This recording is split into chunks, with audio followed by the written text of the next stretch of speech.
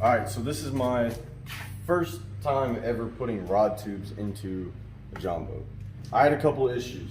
This was basically my first attempt at it. The electrical conduit PVC with a rod sleeve on the inside. And basically what I did with this was it was just a straight tube from this bulkhead right here to this bulkhead over here. It worked out, it was fine. I had a bunch of these, you know, the clamps all around on the insides. However, the problem was when I was putting the rods in and taking them out of the tubes, because the tube was just straight, I couldn't maneuver the pole enough to get it in and out of the tubes properly or easily. So it was causing like a little bit of binding, and it was just tough to get them in and out. So I realized that I really needed to have this curve into the pipes. I ended up getting 10 of these put into the boat, and it took me about a week to do. It was a terrible process, getting them in, cutting them the right length, and then getting these clamps around both ends was just a pain in the butt. So what I did was I decided to try the regular PVC pipe and see if that was better.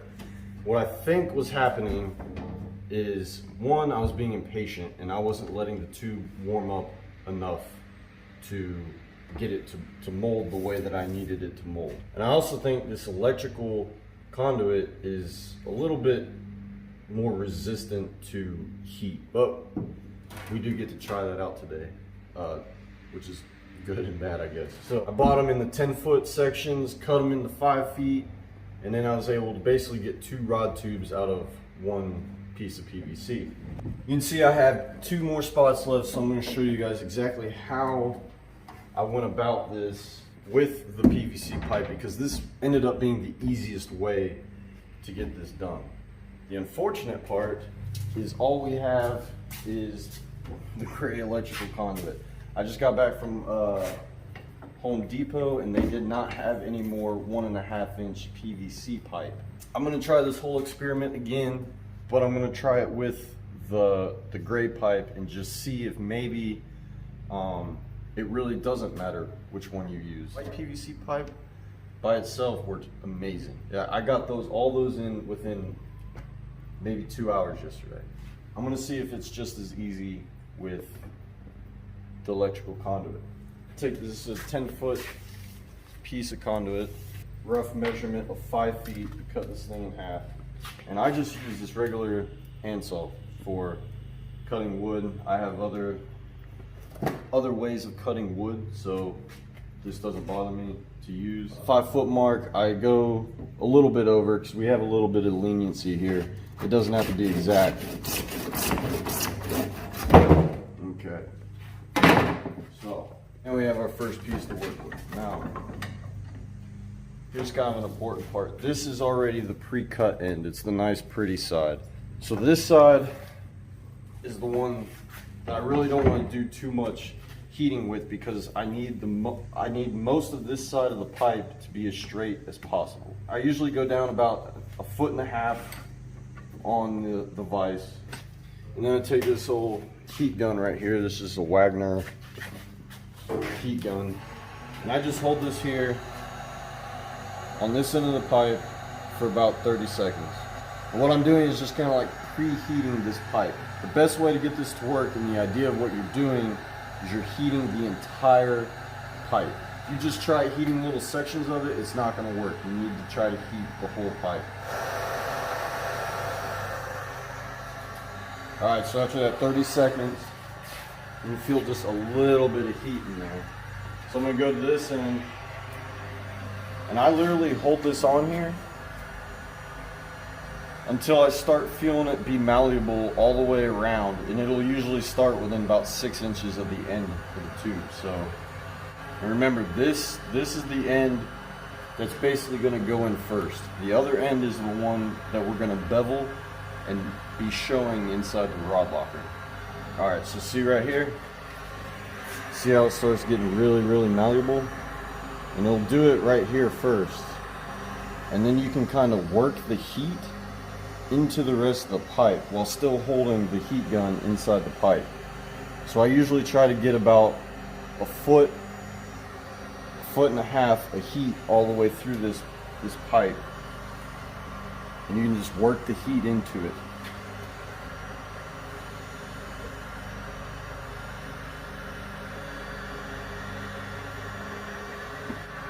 Make sure you go all the way around, because the bottom is the one that likes to stay. It likes to stay stiff.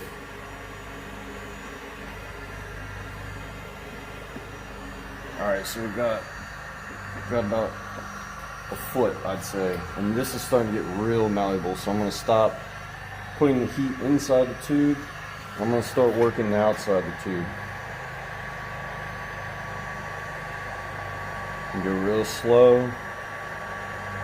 Get a lot of heat onto the pipe. It's okay if it starts changing colors, as long as you don't burn it.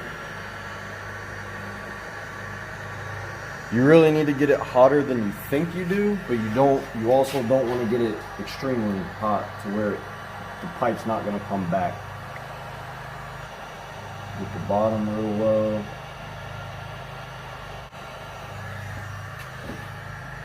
There you go. Yeah, this whole tube is still warm. Okay. So now this is all, it's pretty malleable. See, it's starting to harden up again over here, so I'll just come back and hit it real quick. This is much easier to do outside the boat. So now that this is all warmed up, it's nice and flimsy, malleable. Bring it in. We'll take this side in first. Go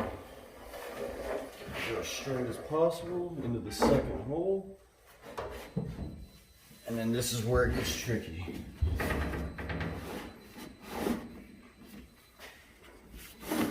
Not the right one.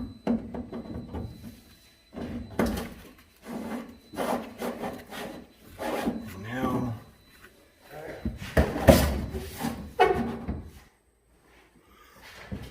we want that to come out. We want to leave about 1/8 of an inch on that side.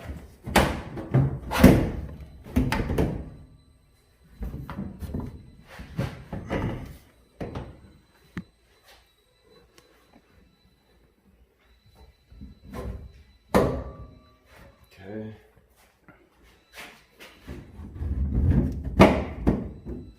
So now you can see that this tube is kind of angled to the side. I want to try to get that as, basically I need to bring this part over a little bit. Now we can kind of hit certain specific areas that we really want to move around.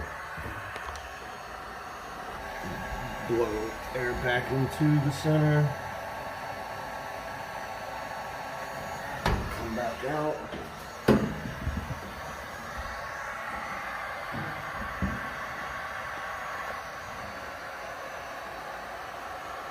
Also, make sure you're wearing gloves.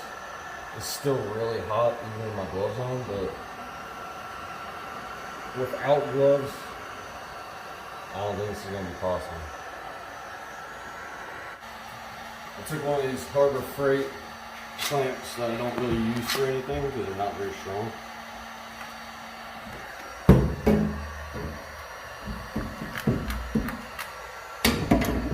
You can use it to kind of give yourself some leverage on the PVC. You just got to watch, because what you're doing when you're pulling pressure here is it's pulling the tube from the other side. If you only have 1/8 of an inch over there, that's not a whole lot of room. I mean, there's not much for that pipe to really to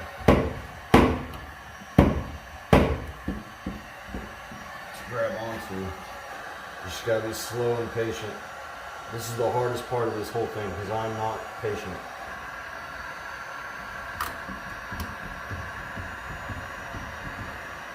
Okay. Now this pipe is straight to about here, and that's the way I like it. So now I'll be right back. I highly suggest you using an ice pack if you have one. I don't have one. This is just a bunch of ice in a 1 gallon Ziploc, and then I put it in another 1 gallon Ziploc just so that it wouldn't break open and nothing would puncture it very easily. And then I put the ice on top of the bent area so that it'll cool it quick and hold its figure. I also took my beer bottle and I froze it. And you'll see why here in a second. All right, so now we're gonna go ahead and heat this in. See right here, I don't have a whole lot of space. Like I said, that's about 1/8 of an inch in some spots. And I'm just gonna get this tip real warm.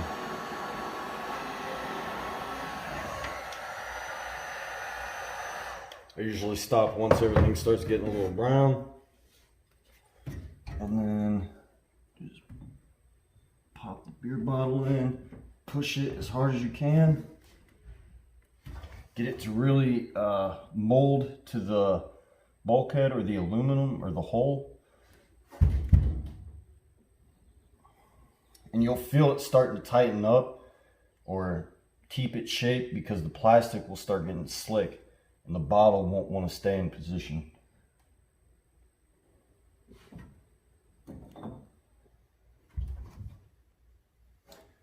There it is. That is it. That is right there. That's the one we just did. You can see like this is the first one that I did down here, and how each time I ended up getting better and better and better at it. I got a little too close maybe on this one, but that one I really like. This one I did not. I left out a little bit more than 1/8 of an inch. This one's really good, but this one we just did right here is probably one of the best ones. The beautiful part about this is I no longer need to use any of these clamps, okay? These poles will actually stay in place as they are now. So just to show you, if I let this go, it's still in place. And this thing does not move. Like, it is sturdy right there. It's not pulling back out. It's not going to go any further. Between the curvature you put in it into the other hole and you actually like physically melting this PVC into the hole with the beer bottle, it really makes for a secure rod tube. And then the only other thing that I did just for my own peace of mind was I took the 5200 and went ahead and just kind of sealed around all the tops of the tubes that I could reach. And I mean, these suckers are in here. They're not going anywhere. They're super sturdy. Just to show you guys how much easier this is now, I'll go ahead and replay a clip of what it kind of looked like to get the rods in and out before with just straight pipes. So right here I have one of my rods, right? And if I put it into one of the holes in the bottom, and if I'm sitting here shoving this rod in, I have to like bend it down, because see, it's about to get hooked. If I don't move the backside of this rod, then my eyelid hits the top. So I have to like push it down and keep scooting the rod in. And you know, by the time I get to that point, look at where I'm at back here. Like, there's not a whole lot of room, and I'm still hitting on that eyelid. So I need to still push it down even more, kind of wiggle it in, because now my back is hitting, and wham. Okay, so it's in. Like, it works. I'm not saying it doesn't work. I'm just saying it's extremely difficult. See, now I gotta bring it in. I got an eyelid hitting. See, that last eyelid is already in the tube. That's not good. I don't want that. Oh gosh. Okay, we made it. The one we just did. I mean, it goes in and it's there. This is the way rod lockers should be. The reason I didn't keep these straight tubes in there is because the entering and exiting of the rod was not smooth. It wasn't comfortable. Now that I put these bends inside all the tubes, it allows the rod to really to flex and naturally bend. That's why you want to try to keep the pipe as straight as you can until you really need the turn.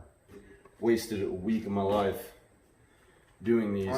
The other issue that I was scared about was the rod sleeves over time giving out. If like the rod tip kept hitting one certain area of it, that was a huge concern for me. I didn't know if these were actually going to hold up, and then if they didn't, how was I going to replace them? Because everything would have been underneath the deck and freaking ratchet strapped with a bunch of clamps, and it would have been a nightmare. I definitely think this is the way to go. I got a lot of tips from Mike Lopez. I'm sure you guys have seen his channel once or twice. He was the one that really kind of gave me some really good pointers, and I had to kind of do things my own way. I didn't think the gray tube was going to work. Turns out the gray tube works fine. You just have to be patient and warm the whole tube up, and then you'll get it. So I appreciate you guys watching this video. If you have any questions, comments, concerns, please leave them in the comment section down below. If you enjoyed the video, please leave a like. It's going to help me out a lot. Also, make sure to check out tinyboatnation.net if you guys haven't already. A lot of this stuff is already on the site. Yeah, guys, we'll see you in the next one. Foam.